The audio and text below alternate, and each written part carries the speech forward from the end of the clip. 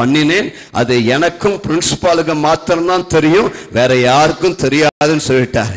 நான் சொல்லதெல்லாம் சொல்லலாமான்னு யோசித்தேன்.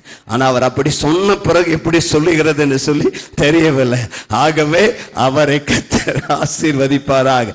கிங்ஸ்லி எங்களுடைய கல்லூரியில படிக்கும் போது ஒரு நல்ல சிறந்த மாணவராக இருந்தார், நல்ல ஊழியத்தில் உதவியாக இருந்தார், நல்ல இசைகளை வாசித்தார், சொன்ன பேச்சை தட்ட மாட்டார். என்ன சொன்னாலும் அவருக்கு எங்கிருந்து தான் அந்த சிரிப்பு வந்ததோ, அப்பாட்டு வந்துச்சா அம்மாட்டு வந்துச்சான்னு தெரியாது, அவருடைய சிரிப்பிலேயே எல்லாரையும் மயக்கி விடுவார். அவரை திட்ட வேண்டும் என்று நாங்கள் போவோம், அப்படியே ஒரு ஸ்மைல் கொடுப்பார். அந்த ஸ்மைலை பார்த்தோன்னே எங்க கோபமெல்லாம் பறந்து விடும். ஆகவே அவர் மிக அன்புள்ள ஒரு அருமையான பிள்ளை.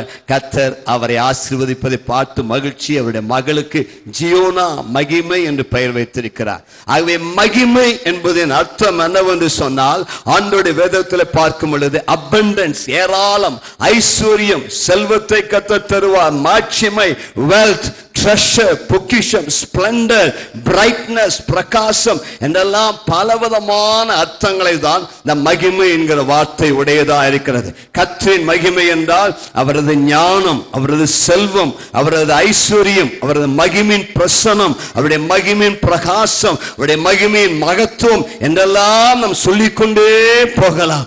ஆனால் ஆண்டவர் இந்த திருச்சபைக்கு சொல்லக்கூடிய வார்த்தை அதுதான், இந்த ஆலயத்தை கர்த்தர் மகிமைப்படுத்த போகிறார். கரங்களை உயர்த்தி அல்லேலூயா சொல்லலாமா?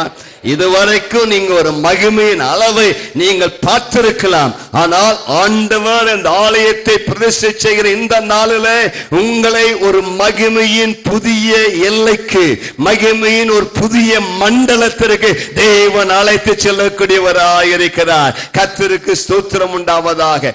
ஆகாய 2:9 ஏற்கனவே நாம் பார்த்தோம், முந்தின ஆலயத்தின் மகிமையை பார்க்கலாம் பிந்தின ஆலயத்தின் மகிமை பெரிதாயிருக்கும் என்று கர்த்தர் சொல்லுகிறார். அப்படியானால் தேவன் உங்களுக்கு சொல்லக்கூடிய வார்த்தை என்ன?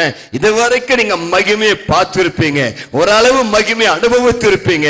ஆனால் இனி வருகிற நாட்களில் தேவன் உங்களை ஒரு புதிய மகிமையின் மண்டலத்திற்குள்ளாக, ஒரு புதிய மகிமையின் மேகத்திற்குள்ளாக, ஒரு புதிய மகிமையின் ஆசீர்வாதத்திற்குள்ளாக நடத்தி செல்ல போகிறார். இதுவரை நீங்கள் கண்டிராத, அனுபவித்திராத, பார்த்திராத, கண்கூடாத a tangible presence of God, தேவன் அவதமான ஒரு அளவற்ற பிரசன்னத்தினாலே, மகத்துவத்தினாலே, மகிமையினாலே உங்களை நிரம்பி வழிய செய்ய போகிறார். கர்த்தருக்கு ஸ்தோத்திரம் உண்டாவதாக. தேவ மகிமை, தேவ பிரகாசம், தேவ பிரசன்னம் என்றால் என்ன? அவரே இறங்கி வந்து இந்த இடம் முழுவதும் நிரப்புவார். அவருடைய பிரசன்னம் அளவில்லாமல் காணப்படும். அவருடைய மகிமை இந்த இடம் முழுவதும் நிரம்பி வழிய செய்யும். தேவ பிரசன்னம் இறங்கிட்டா மலைகள் எல்லாம் அப்படியே மடுவை போல மாறிவிடும், பர்வதங்கள் மெழுகு போல உருகும். அவருடைய மகிமையின் பிரசனம் இறங்கி வரும் பொழுது ஜனங்கள் கர்த்தருக்குள் மகிழ்ந்து கலிகூறுவார்கள். ஆண்டவர் அவதமாய் உங்களை முக்கியப்படுத்துவார், உங்களை மகிமைப்படுத்துவார். இந்த ஆலயம் ஒரு கலங்கரை விளக்காய் இருக்கும். இந்த ஆலயம் ஒரு ஒளியுள்ள ஸ்தலத்தில் பிரகாசிக்கிற நட்சத்திரம் போல இருக்கும். இந்த சுற்றிலும் இருக்கிற ஜனங்கள், இதுவரை உங்களை பரிகசித்தவர்கள், உங்களுக்கு விரோதமாய் பேசினவர்கள் எல்லாரும் இந்த இடத்தில் வந்து சொல்வார்கள், God is with you. கர்த்தர் உங்களோடு கூட இருக்கிறார். இது கர்த்தருடைய நகரம், தேவனுடைய பரிசுத்த நகரம் என்று சொல்லி ஆண்டவருடைய நாமத்தை மகிமைப்படுத்துவார். பழைய ஏற்பாட்டிலும் புதிய ஏற்பாட்டிலும் அவனுடைய மகிமை வந்து இறங்கின பல இடங்களை நாம் பார்க்கிறோம். எப்பொழுதெல்லாம் அவனுடைய மகிமை இறங்கியது என்று பார்த்தா, எப்பொழுதெல்லாம் ஜனங்கள் கர்த்தரை துதித்தார்களோ, ஆராதித்தார்களோ, அப்பொழுதெல்லாம் கர்த்தருடைய மகிமை இறங்கியது. 1 நாளாகமம் 5வது அதிகாரம் 11ஆம் வசனத்துல அந்த இஸ்ரவேல் ஜனங்கள் எல்லாரும் ஆசாரியர்கள் அந்த சாலமோன் கட்டின அந்த ஆலயத்தில் ஏகமாய் கர்த்தரை உயர்த்தி துதித்து மகிமைப்படுத்தின பொழுது கர்த்தரின் மகிமை அங்கே இறங்கி வந்து அந்த இடம் முழுவதும் நிரப்பிற்று. ஆசரிப்பு கூடாரத்தை நிரப்பின ஷெக்கேனா மகிமை, சாலமோனின் ஆலயத்தை நிரப்பின தேவ மகிமை, செருபாபேலின் ஆலயத்தை நிரப்பின மகிமை, இயேசுவாகிய ஆலயத்தை மகிமையினால் நிரப்பினவர் நம் ஒவ்வொருவரும் இந்த காலையில அவருடைய மகிமையினால் நிரம்பி வழிய செய்வார். சரி, மகிமை மகிமை என்று சொல்லுகிறோமே, அந்த மகிமையினால என்ன பிரயோஜனம்? தேவ மகிமை இறங்கி வந்தால் என்ன நடக்கும்? அதுதான் நமக்கு கேள்வி. அவனுடைய வார்த்தை சொல்லுகிறது, எழும்பி பிரகாசி, உன் ஒளி வந்தது, கர்த்தருடைய மகிமை உண்மையில் உதித்தது என்று ஆண்டவர் சொல்லுகிறார். பக்கத்திற்கு கை கொடுத்து சொல்லுங்க, பிரகாசிங்க, கர்த்தருடைய மகிமை உங்க மேல வந்ததுங்க, தூசியெல்லாம் உதறி தள்ளிருங்க, இது நீங்க பிரகாசிக்க வேண்டிய நேரம். ஹல்லேலூயா. மகிமை என்பது கட்டடத்தில் வருவதல்ல, மகிமை என்பது தேவ ஜனத்தின் பேரில் வருவதுதான் கர்த்தருடைய மகிமையா இருக்கிறது. பக்கத்திற்கு முகத்தை பார்த்து சொல்லுங்க, முகம் ரொம்ப பிரகாசமா இருக்குது. சொல்லுங்களேன், உங்க முகம் எனக்கு ரொம்ப அழகா இருக்கு. என்ன பவுடர் அடிச்சிட்டு வந்தீங்க? பான்ஸ் பவுடரா, குட்டிக்குரா பவுடரா? இல்ல, பவுடர்னால வருகிற பிரகாசம் அல்ல, தேவ பிரசன்னம் உங்கள் முகத்திலே வரும் பொழுது அதனுடைய பிரகாசமே வித்தியாசமான பிரகாசமா இருக்கும். ஹல்லேலூயா. 34வது சங்கீதம் 4ஆம் வசனம் சொல்லுகிறது, அவர்கள் அவரை நோக்கி பார்த்து பிரகாசம் அடைந்தார்கள், அவர்கள் முகங்கள் வெட்கப்படவில்லை. ஹல்லேலூயா. கர்த்தரை நீ தொழுது கொள்ளும் பொழுது, கர்த்தருடைய ஆலயத்துக்கு வரும் பொழுது, கர்த்தருனை பிரகாசிப்பிக்க பண்ணுகிறவராயிருக்கிறார். அவரை நம்பும் பொழுது, அவரை விசுவாசிக்கும் பொழுது இருள் மாறும், துக்கம் மாறும், வியாதி மாறும், பிரச்சனை மாறும். இருளுக்கு பதிலாக தேவனும் வாழ்விலே வெளிச்சத்தை பிரகாசிக்க பண்ணுவார். இன்று உனக்கு வரக்கூடிய தேவனுடைய தீர்க்க தரிசன வார்த்தை என்ன? உன்னுடைய துக்க நாட்கள் முடிந்து போனது, உன்னுடைய பிரச்சனை நாட்கள் முடிந்து போனது, உன்னுடைய இருளின் நாட்கள் முடிந்து போனது. This is the beginning of a new day in your life. This is the beginning of a new season in your life. இன்று முதல் தேவன் அவருடைய மகிமையினால் உன்னை பிரகாசிக்க பண்ண போகிறார். உன்னை சுற்றிலும் இருக்கிற ஜனங்கள் உன்னை பார்த்து கேட்க போகிறார்கள், ஐயா அம்மா உன்னிடத்தில் வித்தியாசமாக இருக்கிறது, இந்த வித்தியாசத்துக்கு காரணம் என்ன என்று கேட்பார்கள். காரணம், உன் பேரில் தேவ மகிமை இறங்கி வரப்போகிறது, உன் பேரில் தேவ பிரகாசம் இறங்கி வரப்போகிறது. இந்த தேவ பிரகாசம் இறங்கி வரும் பொழுது கட்டுகள் அருந்துவிடும், வியாதிகள் நீங்கும், கட்டிகள் கரைந்து விடும், பிசாசுகள் அலறியடித்து ஓடும். தேவ மகிமை இறங்கி வரும் பொழுது ஒருவரும் நிற்க முடியாத அளவிற்கு அந்த மகிமையினால, அந்த தேவ பிரசன்னத்தினால உன்னை நிரம்பி வழியே செய்வார். ஹல்லேலூயா. நீ குதித்து சந்தோஷமாய் மகிழ்ச்சியாக இருப்பாய். மகிழ்ச்சியினால சந்தோஷத்தினால நிரப்புவார். அநேக முறை கர்த்தருடைய மகிமை இறங்கி வந்த பொழுது நான் பார்த்திருக்கிறேன். ஒரு முறை ஸ்வீடனுக்கு நானும் என் துணைவியாரும் ஊழியத்துக்கு போன பொழுது அந்த இடத்தில் கர்த்தருடைய மகிமை பயங்கரமா இறங்கி வந்தது. பிரசங்கம் பண்ண கூப்பிடுறாங்க, மேல போய் நிற்கிறோம், எங்களால் பிரசங்கம் பண்ணவே முடியல. அந்த ஆலை முழுவதும் மகிமையால் நிரம்பி வழிகிறது. ஜனங்கள்லாம் கண்களை கண்ணீர் வடிகிறது. பிரசங்கம் ஆரம்பிக்கல, நின்றுட்டு இருக்கிறோம், எல்லா கண்களுக்கு கண்ணீர் ஊற்றுகிறது. நான் பிரசங்கம் பண்ணல, ஜெபத்துக்கு கூப்பிட்டேன், எல்லாரும் முன்னாடி வந்துட்டாங்க.